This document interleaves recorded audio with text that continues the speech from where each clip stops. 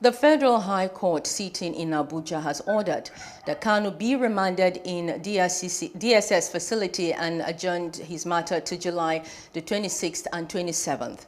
A former director of the DSS, Dennis Amachari, is joining us tonight.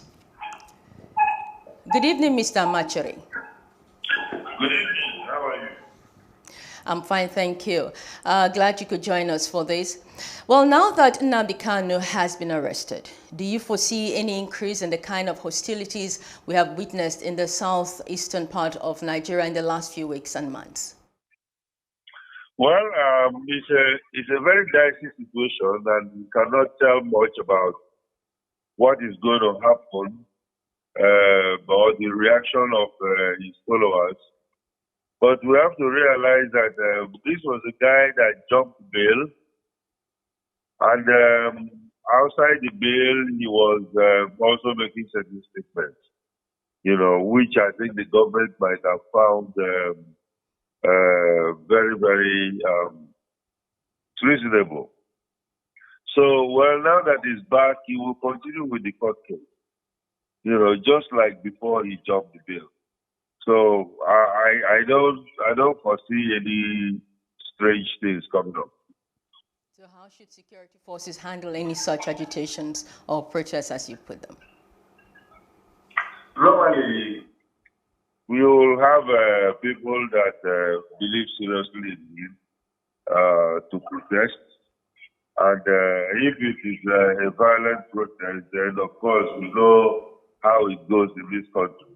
I will advise that everybody, both the government and the people of IPOB, should use this opportunity to at least talk to each other.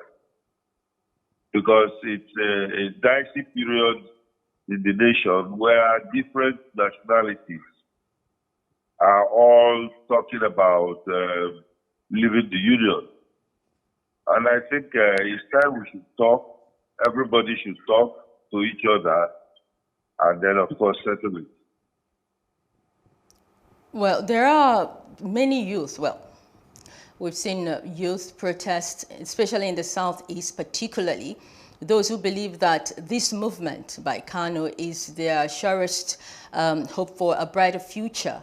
How would you advise the leaders in the southeast to kind of discuss or dialogue or rein in this youth to put an end to it or to calm them down, to avoid some of the kind of fatalities we've seen in the past as security agents try to quell such uprisings? This particular case is so complicated because contrary to some propaganda, many of the leaders of the Southeast are not in support of Kanu. So those are people who are also opinion leaders in the East. So his own supporters are there, but there is a large chunk of Easterners who also don't believe in it. Mm-hmm. Well, with your experience, what kind of security arrangement do you think will be in place when the trials start? Will it be public? Will the journalists be allowed to cover it? Would it be a secret trial? Right now, I think, of course, they have to strengthen their security because even in his absence, we have people who were busy going around boarding police stations and stuff like that. Now that their leader has been arrested, of course, I believe that many of them will be going to come out and do more. But they have to be careful because these things do not end the way they start. Okay. Well, being a former director of the DSS, I think it would be in place to ask you this question. Insecurity all over the place in the country. In the north, we have the Boko Haram insurgency, the militants. And we believe it's a month to the deadline we believe this administration has given itself to end the Boko Haram insurgency in the north. Do you see the government applying the kind of tenacity we're seeing playing out right now in the north? I didn't get that question very well. We do understand that this administration has given itself a kind of deadline, which will end up in a month's time, to put an end to Boko Haram insurgency in the north. I'm asking, do you see this kind of tenacity that we've seen in the recapturing of Kanu playing out in the north? Oh, well, I don't know. These are two different fronts where we have the civil disturbances. So the Boko Haram insurgency is totally different from the agitation of an independent state by the IPOB.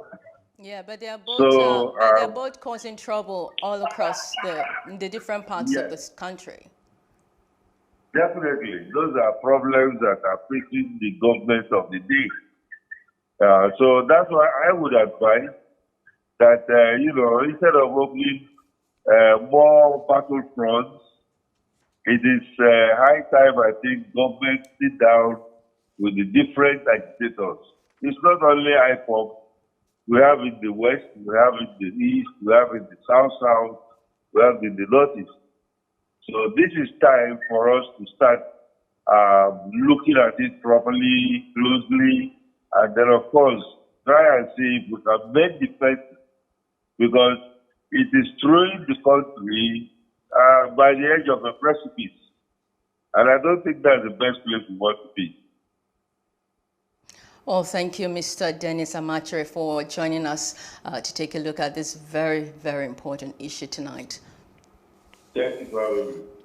Hello, hope you enjoyed the news. Please do subscribe to our YouTube channel and don't forget to hit the notification button so you get notified about fresh news updates.